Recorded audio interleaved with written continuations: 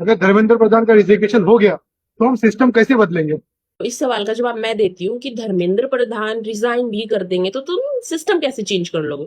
Bro what, ये argument है या तुम्हें रेजिग्नेशन का मीनिंग ही नहीं समझ आया अब तक? लिसन, नोबडी इज सेइंग कि एक मिनिस्टर रिजाइन करेगा और नेक्स्ट मॉर्निंग पूरा एजुकेशन सिस्टम परफेक्ट बन जाएगा. Obviously system change is not a one day process, but अगर एक डिपार्टमेंट में रिपीटेडली सीरियस इश्यूज हो रहे हैं, स्टूडेंट्स सालों तक मेहनत कर रहे हैं, एग्जाम्स को लेकर बार बार क्वेश्चंस उठ रहे हैं, तो भाई अकाउंटेबिलिटी तो फिक्स होगी ना. देखो, शायद तुम्हें ना समझ आए कुछ लोगों को, तो मैं एग्जांपल से समझाती हूँ. अगर एक कंपनी में बार बार मेजर फेलियर्स हो रहे हैं और उसका सीईओ रिजाइन करता है, तो क्या इसका मतलब कंपनी का प्रॉब्लम इंस्टेंटली सॉल्व हो जाएगा? नो. बट इसका मतलब ये जरूर है कि someone at the top is taking responsibility for the failure. और फिर न्यू लीडरशिप आती है, सिस्टम्स रिव्यू होते हैं, मिस्टेक्स आइडेंटिफाई होती है और रिफॉर्म्स इंप्लीमेंट किए जाते हैं. Same thing here. रेजिग्नेशन कोई मैजिक वैंड नहीं है.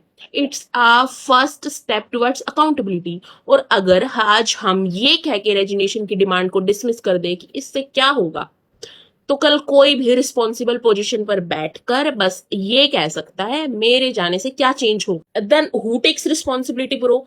अगर एग्जाम प्रोसेस में पेपर लीक होता है, स्टूडेंट्स के सालों का प्रिपरेशन वेस्ट होता है, उनका टाइम, मनी और मेंटल पीस अफेक्ट होता है, तो रिस्पॉन्सिबल अथॉरिटीज से क्वेश्चन तो पूछे जाएंगे ना. फिर रियल सिस्टम चेंज की बात आती है.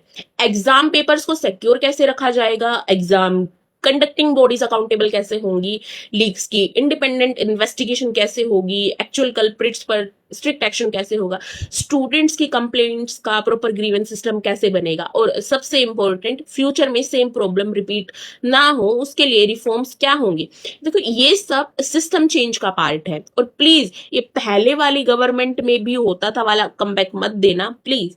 अगर पहले भी गलत हुआ था तो तब भी गलत था, आज गलत हो रहा है तो आज भी गलत है. इट डजेंट मीन पहले गलत होता तो अब भी गलत होएगा तो चलेगा. गवर्नमेंट कोई क्रिकेट टीम नहीं है जहां हम अपनी फेवरेट टीम को डिफेंड करने के लिए हर मिस्टेक को जस्टिफाई करें.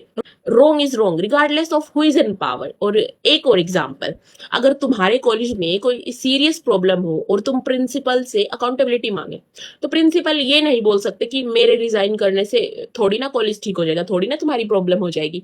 हम प्रोटेस्ट करते हैं, हम उनसे जवाब मांगते हैं. Bro, that's not the point. Point ये है कि जिस पर्सन के पास अथॉरिटी है उससे रिस्पॉन्सिबिलिटी भी एक्सपेक्ट की जाएगी. हम ये नहीं कह रहे कि प्रधान रिजाइन करो and everything will magically be fixed. हम कह रहे हैं if you hold a position of responsibility, you should also be ready to take responsibility, because system change doesn't start with silence. It starts with accountability. It starts with questions. It starts when people refuse to accept the same problems again and again. So don't ask me एक minister resign करेगा तो system कैसे बदलेगा. So don't ask anyone ये question दोबारा. Ask your self. अगर किसी की रिस्पॉन्सिबिलिटी ही फिक्स नहीं होगी तो सिस्टम बदलेगा कैसे? We don't want just a new face sitting on the same broken chair. We want the rules to change. We want the process to change. We want transparency. We want accountability. We want a system where students don't have to keep protesting just to ask for a fair examination. And yes, resignation is not the destination, bro.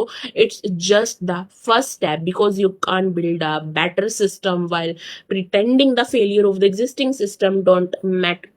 First accountability, then investigation, then reforms, and finally actual system change. That's the point. That's literally the point.